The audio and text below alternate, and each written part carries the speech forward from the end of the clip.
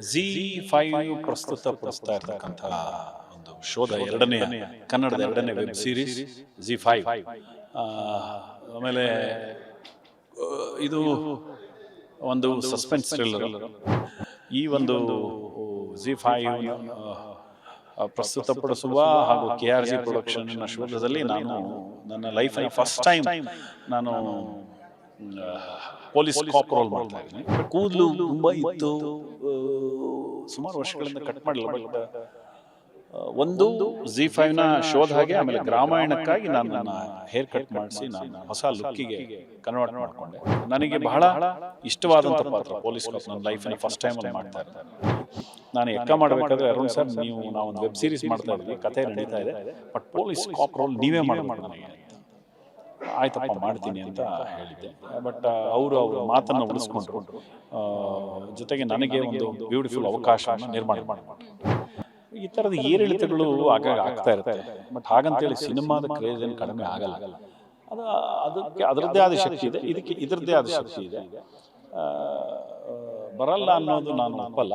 ಒಳ್ಳೆ ಸಿನಿಮಾಗಳು ಬಂದ ಕೆಲಸ ಒಳ್ಳೆ ಸಿನಿಮಾಗೂ ಜನ ಹೋಗದೆ ಇರಬಹುದು, ಹಾಗಂತೂ ಬರದೇ ಇಲ್ಲ ಅನ್ನೋದು ಸುಳ್ಳು, ನಾನು ಒಪ್ಪಲ್ಲ. ಏನ್ ಗೊತ್ತಾ, ಮೊದಲ ಸಿನಿಮಾ ಬೇರೆ ತರ ಇತ್ತು. ಈಗ ಸಿನಿಮಾ ನಿಮ್ಮ ಕೈಯಲ್ಲಿ ಇದೆ, ನೀವೇ ಒಂದು ಮೊಬೈಲ್ ಇಟ್ಕೊಂಡು ಸಿನಿಮಾ ಮಾಡಬಹುದು, ನೀವೇ ಆಕ್ಟ್ರೆಸ್ ಆಗ್ಬೋದು, ನೀವೇ ಆಕ್ಟರ್ ಆಗ್ಬೋದು. ಆ ಸಾಧ್ಯತೆಗಳಿರುವಂತ ಟೆಕ್ನಾಲಜಿ ಇರುವಂತ ಜಗತ್ತಾಗ್ಬಿಟ್ಟಿದೆ ಈಗ. ಈ ವೈರುಧ್ಯಗಳು, ಈ ಸೋಷಿಯಲ್ ಮೀಡಿಯಾ ಬಂದಿರೋದ್ರಿಂದ ಒಂಥರ ನಿಮಗೆ ತುಂಬಾ ಓಪನ್ ಆಗಿ ಎಲ್ಲರನ್ನೂ ಸಂವಹಿಸುವ, ಅಂದ್ರೆ ಸಂವಹನಗೊಳ್ಳೋದಕ್ಕೆ ಅವಕಾಶ ಇದೆ. ನೀವು ಮಾತಾಡ್ಬೋದು, ಏನೋ ಬರೀಬಹುದು. ಬಟ್ ಅದರಿಂದ ನೂರಾರು ತೊಂದರೆಗಳು ಆಗ್ತಾ ಇದೆ. ಬಟ್ ಅಂಥದ್ದು ಆಗಬಾರ್ದು. ಆಕ್ಚುಲಿ ನಾವು ಇನ್ನೊಬ್ಬರಿಗೆ ನೋಯಿಸಬಾರ್ದು. ಆಕ್ಚುಲಿ ಹಾಯ್, ಹೆಲೋ, ನಮಸ್ಕಾರ. ನೀವು ನೋಡ್ತಾ ಇದ್ರ ಸ್ಪೀಡ್ ನ್ಯೂಸ್ ಕನ್ನಡ. ನಾನು ಐಶ್ವರ್ಯ ಗೌಡ. ಶೋಧ ಈ ಹಿಂದೆ ಕನ್ನಡದಲ್ಲೆಲ್ಲ ವೆಬ್ ಸೀರೀಸ್ ಬರ್ತಾ ಇಲ್ಲ ಅನ್ನುವಂತಹದ್ದು ಕೇಳಿ ಬರ್ತಾ ಇತ್ತು. ಇದೀಗ ಎರಡನೇ ವೆಬ್ ಸೀರೀಸ್ ಆಗಿ ಶೋಧ ಅನ್ನುವಂತಹ ವೆಬ್ ಸೀರೀಸ್ ಹೊರಹೊಮ್ಮಲಿದೆ. ಇದ್ರ ಬಗ್ಗೆ ಮಾತಾಡಲು ಶೋಧದಲ್ಲಿ ನಟಿಸಿರುವಂತಹ ಅರುಣ್ ಸಾಗರ್ ಸರ್ ನಮ್ಮ ಜೊತೆ ಇದ್ದಾರೆ. ಅವ್ರನ್ನೇ ಮಾತಾಡ್ಸ್ತಾ ಹೋಗ್ತೀನಿ. ಸರ್, ಮೊದಲನೇದಾಗಿ ನಮಸ್ತೆ, ಹೇಗಿದ್ದೀರಾ?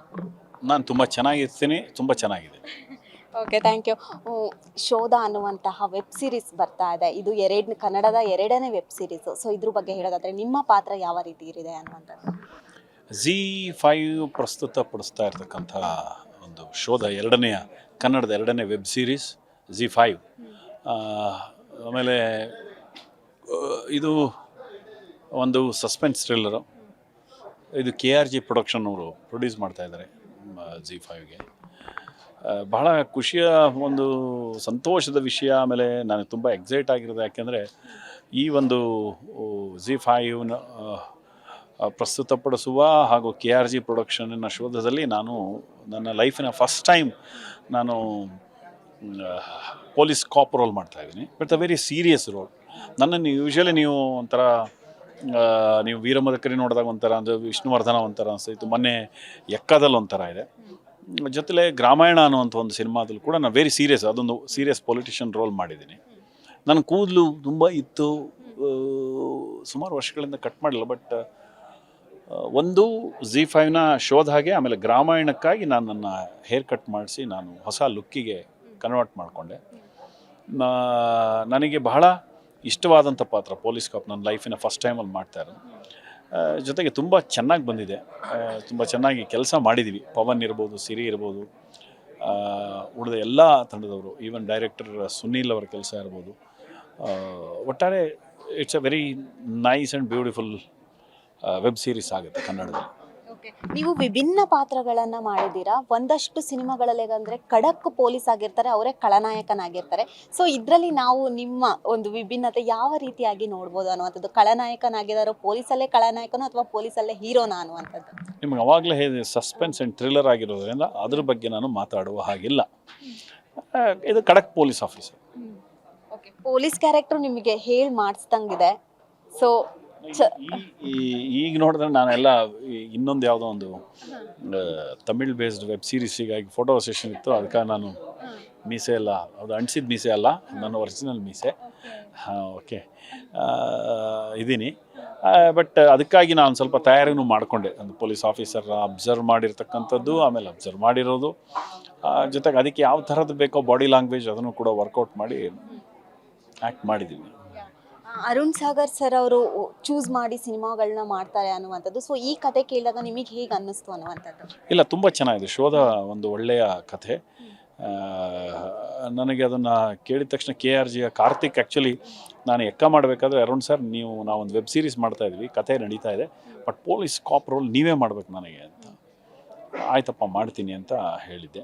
ಬಟ್ ಅವ್ರ ಮಾತನ್ನು ಉಳಿಸ್ಕೊಂಡ್ರು, ಜೊತೆಗೆ ನನಗೆ ಒಂದು ಬ್ಯೂಟಿಫುಲ್ ಅವಕಾಶವನ್ನು ನಿರ್ಮಾಣ ಮಾಡಿಕೊಟ್ರು.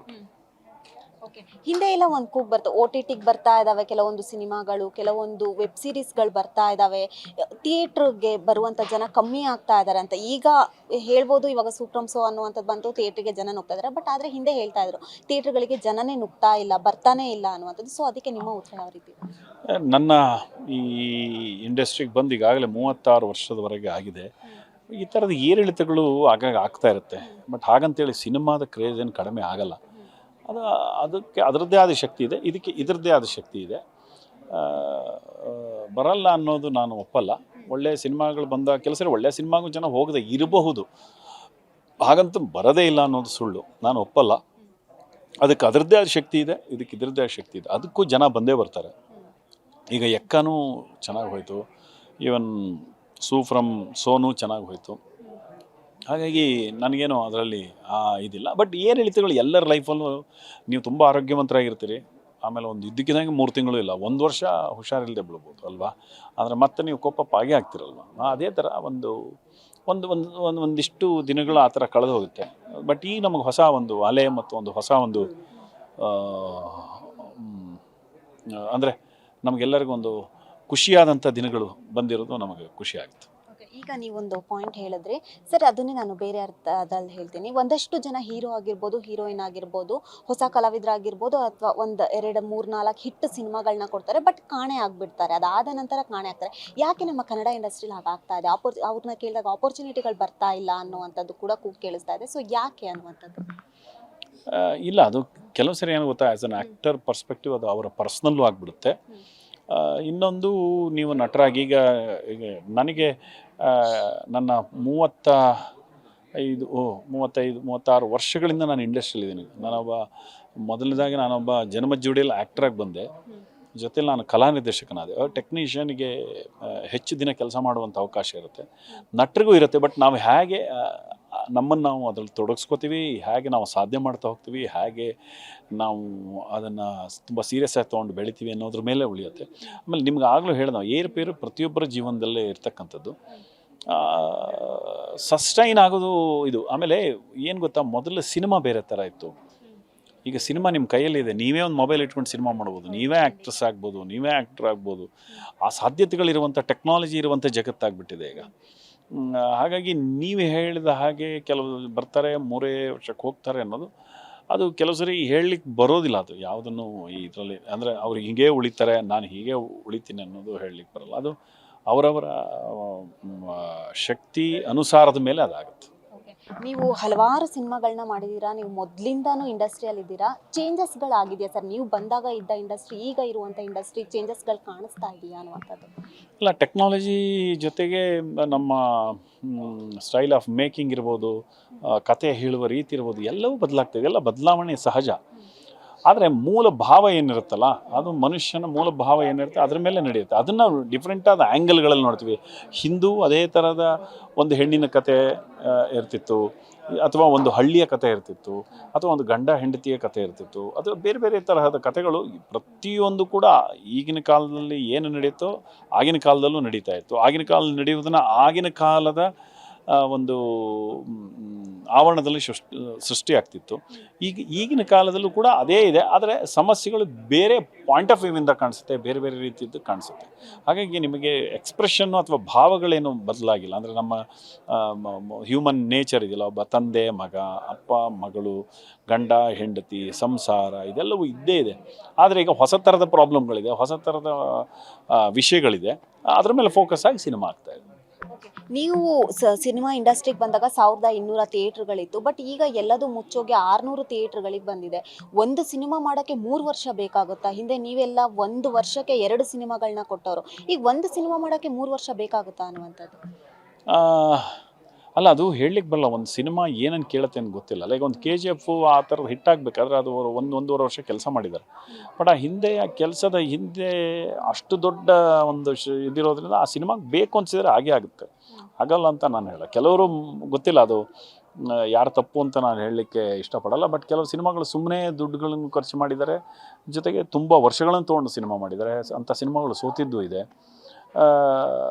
3 ವರ್ಷಕ್ಕೊಂದು ಸರಿ, 1 ವರ್ಷಕ್ಕೊಂದು ಸರಿ, ಅಥವಾ 1 ವರ್ಷಕ್ಕೆ 2 ಸಿನಿಮಾ. ಹೌದು, ನನಗೆ ಅನಿಸುತ್ತೆ 1 ವರ್ಷಕ್ಕೆ ಒಬ್ಬ ನಟರದ್ದು 2 ಸಿನಿಮಾ ಬರಬೇಕು ಅಂತ. ಆದರೆ ಅದು ನನ್ನ ಪಾಯಿಂಟ್ ಆಫ್ ವ್ಯೂ ಆಗುತ್ತೆ. ಆದರೆ ಈಗ ನಮ್ಮ ಯಶ್ ಅವರೇ ಅವ್ರು ಮಾಡುವಂಥ ಸಿನಿಮಾಗಳು ಅಂದರೆ ಅದೊಂದು ಯಶ್ ಇರ್ಬೋದು, ಸುದೀಪ್ ಅವ್ರು ಇರ್ಬೋದು, ಅಥವಾ ಬೇರೆ ಯಾರೇ ಇರ್ಬೋದು, ಬೇರೆ ಯಾರೇ ಇರ್ಬೋದು, ಅವರು ತಮ್ಮ ತಪಸ್ಸಿಗೆ ಕೂತ್ಕೋತಾರೆ. ಒಂಥರ ಆ ಸಿನಿಮಾದ ಒಟ್ಟು ವಿಷಯವನ್ನು ತುಂಬ ಚೆನ್ನಾಗಿ ಮುಟ್ಟಿಸ್ಬೇಕು, ಅದನ್ನು ಗ್ಲೋಬಲ್ ಲೆವೆಲ್ಲಿಗೆ ತೊಗೊಂಡು ಹೋಗ್ಬೇಕು ಅನ್ನೋ ಸಾಧನೆಯಲ್ಲಿರ್ತಾರೆ. ಆ ಸಾಧನೆಯಲ್ಲಿದ್ದಾಗ ನಾವು ಅದನ್ನು ಪ್ರಶ್ನೆ ಮಾಡೋ ತಪ್ಪು. ಬಟ್ ಅವ್ರು ಸಾಧನೆ ಮಾಡೋದಕ್ಕೆ ಬಿಟ್ಟರೆ ತುಂಬ ಒಳ್ಳೆಯದು ಅಂತ ನನಗೆ ಅನಿಸುತ್ತೆ ಕೆಲವು ಸರಿ. ಯಾಕೆಂದರೆ ಅವರು ವಿಷನ್ ಬೇರೆ ಥರ ಕಟ್ಕೊಂಡಿರ್ತಾರೆ. ಒಂದು ಸಿನಿಮಾ ಕಥೆಗೆ ಒಂದು KGF ಇರ್ಬೋದು, KGF 2 ಇರ್ಬೋದು, ಅಥವಾ ಈಗ ಮಾಡ್ತಿರೋಂಥ ಟಾಕ್ಸಿಕ್ ಇರ್ಬೋದು, ಅಥವಾ ಸುದೀಪ್ ಅವ್ರು ಮಾಡ್ತಾ ಇರ್ತಕ್ಕಂಥ ಮ್ಯಾಕ್ಸ್ 2 ಇರ್ಬೋದು. ಅಥವಾ ಅವರು ಒಂದು ವಿಷನ್ ಇಟ್ಕೊಂಡು ಆ ಕೆಲಸ ಮಾಡ್ತಾ ಇರ್ತಾರೆ. ಅದಕ್ಕೆ ಅಷ್ಟು ದಿನಗಳು ಬೇಕಾಗುತ್ತೆ. ಟೆಕ್ನಿಕಲಿ ತುಂಬ ಹೈ ಕ್ವಾಲಿಟಿ ಇರುತ್ತೆ, ತುಂಬ ದೊಡ್ಡ ದೊಡ್ಡ ನಟರುಗಳಿರ್ತಾರೆ. ಅವರ ಡೇಟ್ಸ್ಗಳನ್ನ ಇದು ಮಾಡಬೇಕಾಗುತ್ತೆ, ದೊಡ್ಡ ಸೆಟ್ ಹಾಕಬೇಕಾಗುತ್ತೆ. ಈಗ ನಾನು ಒಬ್ಬ ಕಲಾ ನಿರ್ದೇಶಕ, ಒಂದು ದೊಡ್ಡ ಸೆಟ್ ಹಾಕೋಕ್ಕೆ ನಮಗೆ 3 ತಿಂಗಳು ಬೇಕಾಗುತ್ತೆ.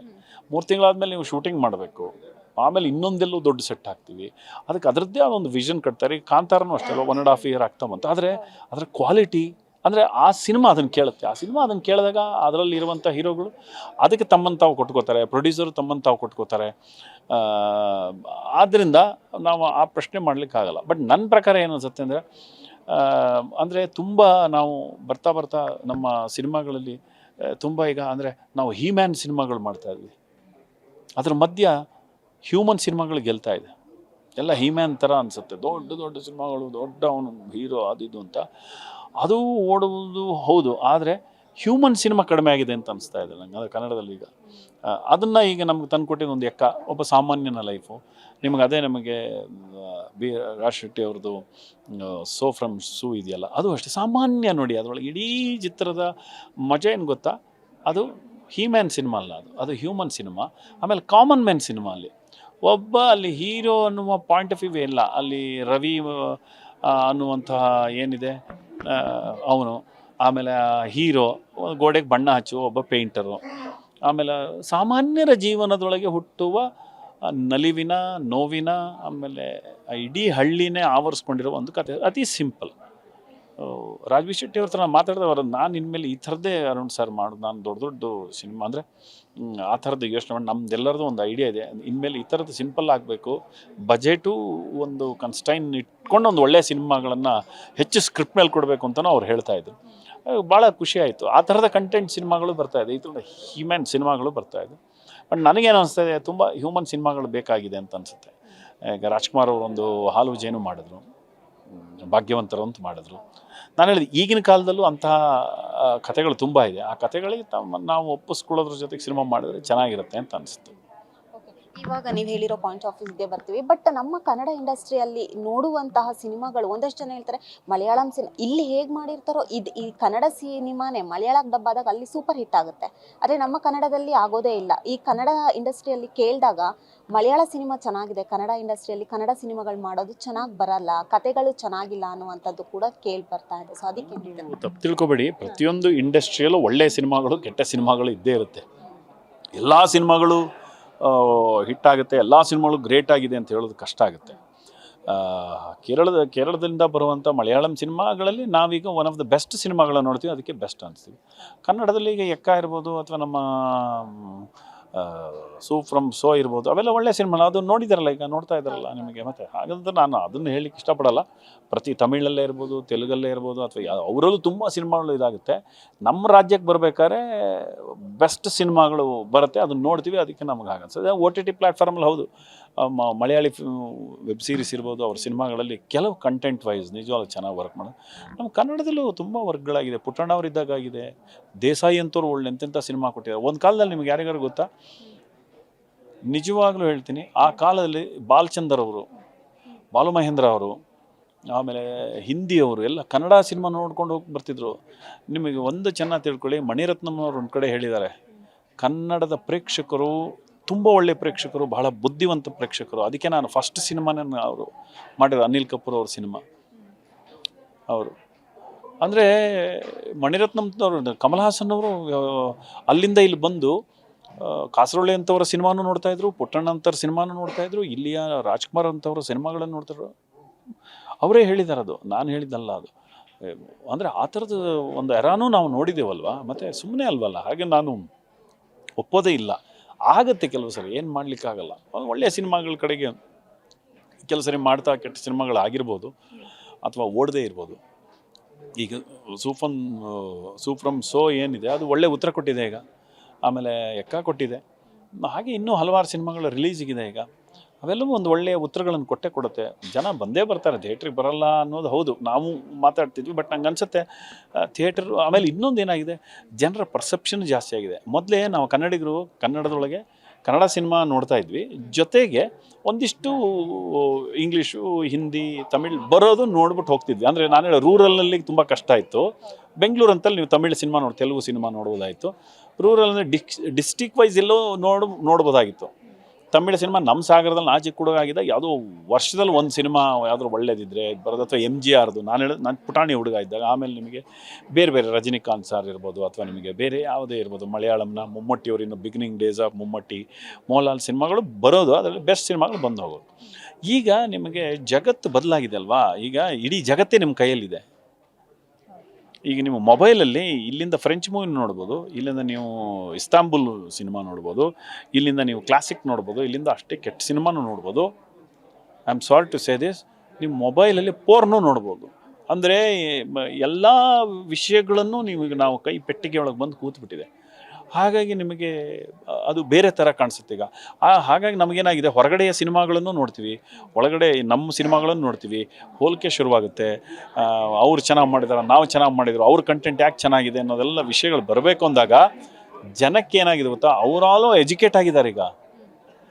ಇಲ್ಲಾಂದರೆ ಎಲ್ಲದನ್ನು ಒಪ್ಕೋಬೋದಾಗಿತ್ತಲ್ಲ. ಯಾಕೆ ಒಪ್ಕೋತಾ ಇಲ್ಲ ಅಂದರೆ, ಅವ್ರು ನೂರಾರು ಸಿನಿಮಾಗಳು ನೋಡ್ತಾರೆ, ಒಳ್ಳೆ ಇಂಗ್ಲೀಷ್ ಫಿಲ್ಮ್ ನೋಡ್ತಾರೆ, ಒಳ್ಳೆ ತಮಿಳ್ ಸಿನಿಮಾ ನೋಡ್ತಾರೆ, ಫ್ರೆಂಚ್ ಮೂವಿ ನೋಡ್ತಾರೆ, ಮಲಯಾಳಂ ನೋಡ್ತಾರೆ, ತಮಿಳ್ ನೋಡ್ತಾರೆ, ತೆಲುಗು ನೋಡ್ತಾರೆ, ಒರಿಯಾ ನೋಡ್ತಾರೆ, ಬೆಂಗಾಲಿ ನೋಡ್ತಾರೆ. ಈಗ ಮ್ಯೂಸಿಕ್ ಇರ್ಬೋದು, ನಾಟ್ ಓನ್ಲಿ ಸಿನಿಮಾ, ಮ್ಯೂಸಿಕ್ಕು ಅಷ್ಟೇ ಹಾಗೆ ಆಗಿದೆ. ಹಾಗಾಗಿ ಆಪ್ಷನ್ಸ್ ತುಂಬ ಜಾಸ್ತಿ ಇದ್ದರಿಂದ ಅವರು ಎಜುಕೇಟ್ ಆಗಿದ್ದಾರೆ.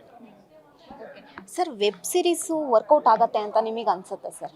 ನಿಜವಲ್ಲೂ ವರ್ಕೌಟ್ ಆಗಿದೆ. ಅಯ್ಯನ ಮನೆಯೇ ತುಂಬ ಒಳ್ಳೆ ವ್ಯೂವರ್ಶಿಪ್ ಬಂದಿದೆಯಲ್ಲ, ಆಗುತ್ತೆ. ಏಕೆಂದರೆ ನಿಮಗೆ ನೋಡಿ, ವೆಬ್ ಸೀರೀಸ್ ಅನ್ನೋಂಥದ್ದು ನಿಮ್ಮ ಮೊಬೈಲಲ್ಲಿ ನೀವು ಒಂದ್ಸರಿ ಸಬ್ಸ್ಕ್ರೈಬ್ $99 ಕೊಟ್ಟು ಸಬ್ಸ್ಕ್ರೈಬ್ ಮಾಡಿದರೆ ನೀವು ಅದನ್ನು ಆರಾಮಾಗಿ ನೋಡ್ಬೋದು. ಅಥವಾ ZEE5ನೇ ನೀವು ಸಬ್ಸ್ಕ್ರೈಬ್ ಮಾಡಿಕೊಂಡ್ರೆ ಅದರೊಳಗೆ ಎಷ್ಟು ಕನ್ನಡ ಸಿನಿಮಾಗಳಿದೆ, ಕನ್ನಡದ ಧಾರಾವಾಹಿಗಳಿದೆ, ಕನ್ನಡದ ಇದಿದೆ, ಇದೆಲ್ಲ ಹೊಸ ಹೊಸ ವಿಷಯಗಳಿದೆ. ಈಗ ಹಿಂದೆ ನಮ್ಮ ಕಾಕರಂಗಡಿ ಇತ್ತು, ಒಂದು ಮಿಠಾಯಿ ಅಂಗಡಿ. ಅದ್ರಲ್ಲಿ ಪಾಪ ಒಂದು 4 ಕೇಕು, ಪೈನಾಪಲ್ ಕೇಕು, ಇನ್ನೊಂದು ಪ್ಲಮ್ ಕೇಕು ಅದಿಟ್ಟು ಮಧ್ಯೆ ಇಟ್ಬಿಟ್ಟು ಒಂದೆರಡು ಇದು ಯಾವುದು ಬೂಂದಿದು ಲಾಡು, ಇದು ಅಷ್ಟೇ. ಇದೊಂದು ಶೋಕೇಸ್ ಕಡಿಮೆ ಇತ್ತು. ಈಗ ಹ್ಯೂಜ್ ಆಗಿದೆ, ಬಂದವನ್ನೆಲ್ಲ ನೋಡ್ತಾನೆ, ಯಾವುದಿದೆ, ಏನಿದೆ, ಇದು ನೋಡಲ್ಲ, ಅದು ನೋಡಲ್ಲ, ಇದು ನೋಡಲ್ಲ. ಹಾಗೆ ಇರೋದು ಇವತ್ತು ನಿಮಗೆ ಶೋಕೇಸ್ ಇದೆ ಎಲ್ಲದು. ನಿಮ್ಗೆ ಆಯ್ಕೆಗೆ ಯಾವುದ್ಯಾವುದಿದೆ ನಿಮಗೆ, ನೆಟ್ಫ್ಲಿಕ್ಸು, ಪ್ರೈಮು, ZEE5, ಜಿಯೋ, ಆಮೇಲೆ ರೀಸನಲ್ ಪಾಯಿಂಟ್ಸ್ ಎಲ್ಲ, ರೀಸನಲ್ ಸಣ್ಣ ಸಣ್ಣ ಆ್ಯಪ್ಗಳು ಶುರು ಮಾಡ್ಕೊಂಡು ಅವರವರೇ ಮಾಡ್ಕೊಂಡಿದ್ದಾರೆ. ಈಗ ತುಂಬ ಇದೆ ನಿಮಗೆ ನೋಡಲಿಕ್ಕೆ, ಅವಕಾಶಗಳು ತುಂಬ ಇದೆ, ನೋಡಲಿಕ್ಕೆ, ಕಲೀಲಿಕ್ಕೆ ತುಂಬ ಇದೆ. ಸರ್, ಇದನ್ನ ಹೊರತುಪಡಿಸಿ ಸಾಮಾಜಿಕ ಜಾಲತಾಣದಲ್ಲಿ ಒಂದು ಹರಿದಾಡ್ತಾ ಇದೆ, ನಿಮ್ಮ ಮಗಳು ಈ ವರ್ಷ ಬಿಗ್ ಬಾಸಿಗೆ ಬರ್ತಾರೆ ಅಂತ, ಹೌದಾ ಅನ್ನುವಂಥದ್ದು? ಅದು ನಂಗೆ ಗೊತ್ತಿಲ್ಲ, ಅದು ನೀವು ನೋಡಬೇಕು. ನಾನು ನನ್ನ ಮಕ್ಕಳ ವಿಚಾರದಲ್ಲಿ ಅಂದರೆ ನಾನು ಮಕ್ಕಳ ಜೊತೆ ಇರುವುದೊಂದು, ಆಮೇಲೆ ಕೆಲ ವಿಷಯಗಳ ಅವ್ರು ಏನು ಡಿಸೈಡ್ ಮಾಡ್ತಾರೆ ಅವ್ರ ಲೈಫ್, ನಾನು ಯಾವುದಕ್ಕೂ ತಲೆ ಹಾಕಲ್ಲ. ಈಗಲ್ಲ ಅವ್ರು SLC ಮುಗಿದ ತಕ್ಷಣವೇ ಅವರಿಗೆ ಹಾಗೆ ಅವರ ಸ್ವತಂತ್ರತೆಯನ್ನು ಬಿಟ್ಟಿದ್ದೀನಿ. ನನ್ನ ಮಗ ಮುವತಾಯ್ ಇಂಟರ್ನ್ಯಾಷನಲ್ ಮುವತಾಯ್ ಬಾಕ್ಸರ್ ಆಗಿದ್ದಾನೆ. ನನ್ನ ಮಗಳು ಅವಳು ಮ್ಯೂಸಿಕ್ ಏನೋ ಮಾಡ್ತಿರ್ತಾಳೆ, ಥಿಯೇಟ್ರ್ ಮಾಡ್ತಿರ್ತಾಳೆ, ಅವ್ರಿಗೆ ಬಿಟ್ಟಿದ್ದೀನಿ. I don't know. ನೀವು ಕನ್ನಡ ಇಂಡಸ್ಟ್ರಿಲಿ ಇಷ್ಟು ವರ್ಷ ಇರೋದ್ರಿಂದ ಇವಾಗ ಸಾಮಾಜಿಕ ಜಾಲತಾಣದಲ್ಲಿ ಫ್ರೆಂಡ್ ವಾರ್ ಆಗಿರ್ಬೋದು, ಫ್ಯಾನ್ ವಾರ್ ಆಗಿರ್ಬೋದು ನಡೀತಾ ಇದೆ. ಸೊ ಇದರಿಂದ ಒಂದಷ್ಟು ಜನಕ್ಕೆ ತೊಂದರೆ ಆಗಿರುವಂಥದ್ದು, ರಮ್ಯ ಅವರಿಗೆ ಏನೋ ಬ್ಯಾಡ್ ಕಮೆಂಟ್ಸ್ಗಳು ಬರ್ತಾ ಇರುವಂಥದ್ದು. ಸೊ ನೀವು ಇದ್ರ ಬಗ್ಗೆ ರಿಯಾಕ್ಟ್ ಮಾಡೋದಾದರೆ? ಇಲ್ಲ, ನೋ ಕಾಮೆಂಟ್ಸ್. ಯಾಕೆಂದರೆ ನಿಮಗೆ ಗೊತ್ತೇ ಇದೆ, ಕೆಲವು ವಿಷಯಗಳು ಅದು ನಾನು ಮಾತಾಡಿದ್ರು ತಪ್ಪಾಗುತ್ತೆ, ಯಾರು ಮಾತಾಡಿದ್ರು ತಪ್ಪಾಗುತ್ತೆ. ನಾನು ಯಾರ ಪರನೂ ಮಾತಾಡ್ತಿಲ್ಲ, ಯಾರ ವಿರೋಧನೂ ಮಾತಾಡ್ತಿಲ್ಲ. ಬಟ್ ಏನು ಅಂದರೆ, ಒಂದು ನಾವೊಬ್ಬರು ಒಳ್ಳೆ ಹ್ಯೂಮನ್ ಬೀಯಿಂಗ್ ಆಗಿ, ರಾಜ್ಕುಮಾರ್ ಅಂಥವರು ಬೆಳೆದಂಥ ಚಿತ್ರರಂಗ ಇದು, ಪುನೀತ್ ರಾಜ್ಕುಮಾರ್ ಇದ್ದಂಥ ಚಿತ್ರರಂಗ, ಜೊತೆಗೆ ಹಲವಾರು ಕಲಾವಿದರು, ತೂಗುದೀಪ್ ಶ್ರೀನಿವಾಸ್ ಅಂಥವರು, ಆಮೇಲೆ ನಿಮಗೆ ರಾಜಾನಂದ್ ಅಂಥವರು, ನಿಮಗೆ ಕಲ್ಯಾಣ್ ಕುಮಾರ್ ಅಂಥವ್ರು, ಎಲ್ಲ ವೆರಿ ಪಾಸಿಟಿವ್ ಆಗಿ ಬದುಕುವುದಂಥ ಚಿತ್ರರಂಗದಲ್ಲಿ ನಾವು ತುಂಬ ಪಾಸಿಟಿವ್ ಆಗಿ ಯೋಚನೆ ಮಾಡಿ ಬದುಕೋದನ್ನು ಕಲಿಬೇಕು ಅಂತ ನಾನು ಹೇಳ್ತೀನಿ. ಒಂದು ಯಾಕೆಂದರೆ ಈ ವೈರುಧ್ಯಗಳು, ಇದು ಈ ಸೋಷಿಯಲ್ ಮೀಡಿಯಾ ಬಂದಿರೋದ್ರಿಂದ ಒಂಥರ ನಿಮಗೆ ತುಂಬ ಓಪನ್ನಾಗಿ ಎಲ್ಲರನ್ನೂ ಸಂವಹಿಸುವ, ಅಂದರೆ ಸಂವಹನಗೊಳ್ಳೋದಕ್ಕೆ ಅವಕಾಶ ಇದೆ. ನೀವು ಮಾತಾಡ್ಬೋದು, ಏನೋ ಬರೀಬೋದು ಅನ್ನೋದು. ಬಟ್ ಅದರಿಂದ ನೂರಾರು ತೊಂದರೆಗಳು ಆಗ್ತಾ ಇದೆ. ಬಟ್ ಅಂಥದ್ದು ಆಗಬಾರ್ದು. ಆ್ಯಕ್ಚುಲಿ ನಾವು ಇನ್ನೊಬ್ರಿಗೆ ನೋಯಿಸಬಾರ್ದು. ಆ್ಯಕ್ಚುಲಿ ಆ ಸ್ವಾತಂತ್ರ್ಯ ಇಲ್ಲ ಆ್ಯಕ್ಚುಲಿ ನಮ್ಮಲ್ಲಿ. ನಾವು ಇನ್ನೊಬ್ಬರಿಗೆ ಅವರ ಪಾಯಿಂಟ್ ಆಫ್ ವ್ಯೂವಲ್ಲಿ ಅಲ್ಲಿ ಏನಾಗಿರುತ್ತೆ, ಅಲ್ಲಿ ಏನು ಘಟಿಸಿರುತ್ತೆ, ಅಥವಾ ಅಲ್ಲಿ ಯಾವ ಥರದ್ದು ನಡೆದಿದೆ ಅನ್ನೋದ್ರ ನನಗೆ ಗೊತ್ತಿಲ್ಲದೆ ಇದ್ದಾಗ ನಾನು ಅದ್ರ ಬಗ್ಗೆ ಮಾತಾಡದೇ ಇರೋದು ಒಂದು ತಪ್ಪಾಗುತ್ತೆ. ಅದು ಯಾಕೆ ತಪ್ಪಾಗುತ್ತೆ ಅಂದರೆ, ನನಗೆ ಗೊತ್ತೇ ಇಲ್ಲ ವಿಷಯ. ನಾನು ಯಾರೋ ಒಬ್ಬರು ಒಂದು ಮಾತು ಹೇಳಿದ್ದಾರೆ, ಯಾರೋ ಒಬ್ಬ ವ್ಯಕ್ತಿ ಏನೋ ಒಂದು ಮಾತು ಹೇಳಿದ್ದಾನೆ, ಅದನ್ನ ಇಟ್ಕೊಂಡು ಅದ್ರ ಪರವಾಗಿ ಮಾತಾಡೋದಕ್ಕೂ, ನನಗೆ ಅದು ಪೂರ್ಣವಾದ ಅರ್ಥವಾಗಿದ್ದರೆ, ಆ ಸಿಚುಯೇಷನಲ್ಲಿ ನಾನಿದ್ದರೆ, ಅಥವಾ ಅದನ್ನು ನನಗೆ ಪೂರ್ಣವಾಗಿ ಗೊತ್ತಿದ್ದಾಗ ಮಾತ್ರ ನಾನು ರಿಯಾಕ್ಟ್ ಮಾಡೋದಕ್ಕೆ ಚೆನ್ನಾಗಿರುತ್ತೆ. ಬಟ್ ಈ ವಿಷಯಗಳೆಲ್ಲ ಇದು ನನ್ನ ಪ್ರಕಾರ ಯಾರಿಗೆ ಆಗಲಿ ನಾನು ರಿಕ್ವೆಸ್ಟ್ ಮಾಡ್ಕೊಳ್ಳೋದೇನು ಗೊತ್ತಾ, ಲೈಫಲ್ಲಿ ನೀವು ಯಾರೇ ಆಗಿರಿ, ನೋವಾಗುವ ಪದಗಳನ್ನು ಬಳಸಬೇಡಿ. ಅಧಿಕಾರ ಇಲ್ಲ, ನನಗೂ ಅಧಿಕಾರ ಇಲ್ಲ. ಇದು ಅದು ನಿಜವಾಗ್ಲೂ ಗೊತ್ತಾ, ನಮ್ಮಲ್ಲಿ ಗೊತ್ತಿಲ್ಲ, ಹೊರದೇಶದಲ್ಲ ಕ್ರೈಮ್ ಅದು. ನೀವು ಅನ್ನುವ ಹಾಗೇ ಇಲ್ಲ. ಯಾಕೆಂದರೆ ಅವರವರ ಡಿಸ್ಕಷನ್, ಅವರವರ ವಿಷಯಗಳು, ಅದು ಮೂರನೇವನಾಗಿ ನಾನು ತುಂಬ ಕೆಟ್ಟದ್ದಾಗಿ ನೀವು ರಿಯಾಕ್ಟ್ ಮಾಡೋದಿದೆಯಲ್ಲ, ಅದು ನಿಜವಾಗ್ಲೂ ಈ ಪ್ರಜಾಪ್ರಭುತ್ವದಲ್ಲಿ ನಮಗೆ ಸ್ವತಂತ್ರ ಇದೆ ಅಂತ ಎಲ್ಲದನ್ನೂ ಮಾಡೋದಲ್ಲ. ನಮಗೆ ಪ್ರಜಾಪ್ರಭುತ್ವ, ನಮಗಿರುವ ಸ್ವಾತಂತ್ರ್ಯವನ್ನು ವಾಕ್ ಸ್ವಾತಂತ್ರ್ಯವನ್ನಾಗಲಿ ಅಥವಾ ಬರವಣಿಗೆ ಸ್ವಾತಂತ್ರ್ಯವನ್ನು ವೆರಿ ಪಾಸಿಟಿವ್ ಆಗಿ ಯೋಚನೆ ಮಾಡಿ ಅದಕ್ಕೆ ಒಳ್ಳೆ ರೀತಿಯಲ್ಲಿ ಯೋಚನೆ ಮಾಡಿದ್ರೆ ಚೆನ್ನಾಗಿರುತ್ತೆ. ಓಕೆ, ನಿಮ್ಮ ಸ್ನೇಹಿತರು ದರ್ಶನ್ ಅವರು ಇವಾಗ ಬೇಲ್ ಸಿಗದೆ ಜೈಲ್ ಪಾಲಾಗಿರುವಂಥದ್ದು. ಸೊ ಅವ್ರ ಬಗ್ಗೆ ಏನು ಹೇಳಕ್ಕೆ ಇಷ್ಟಪಡ್ತೀರಾ?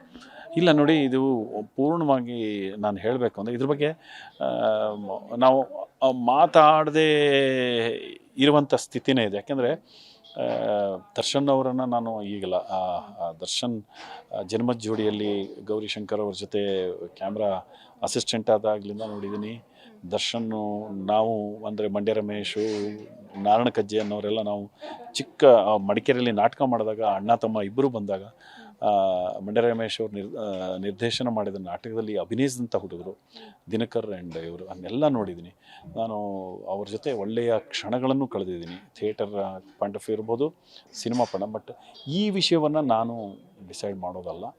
ಅಲ್ಲಿ ಏನಾಗಿದೆ ಅನ್ನೋದ್ರ ಬಗ್ಗೆ ನಮಗೆ ಗೊತ್ತಿರಲ್ಲ. ಆಮೇಲೆ ನಾನು ಅದನ್ನು ಯಾವುದು ಸರಿ ಯಾವುದು ತಪ್ಪು ಅಂತ ಹೇಳಿದರೆ, ನಾನೊಬ್ಬ ಸಮಾಜದ ಒಬ್ಬ ಜವಾಬ್ದಾರಿ ವ್ಯಕ್ತಿಯಾಗಿ, ಕಲಾವಿದನಾಗಿ ತುಂಬ ತಪ್ಪಾಗುತ್ತೆ. ಬಟ್ ಅದು ಕೊನೆಗೂ ಅದಕ್ಕೊಂದು ಕೋರ್ಟ್ ಇದೆ, ಅದಕ್ಕೆ ಅದರದ್ದೇ ಆದ ವಿಷಯಗಳಿದೆ.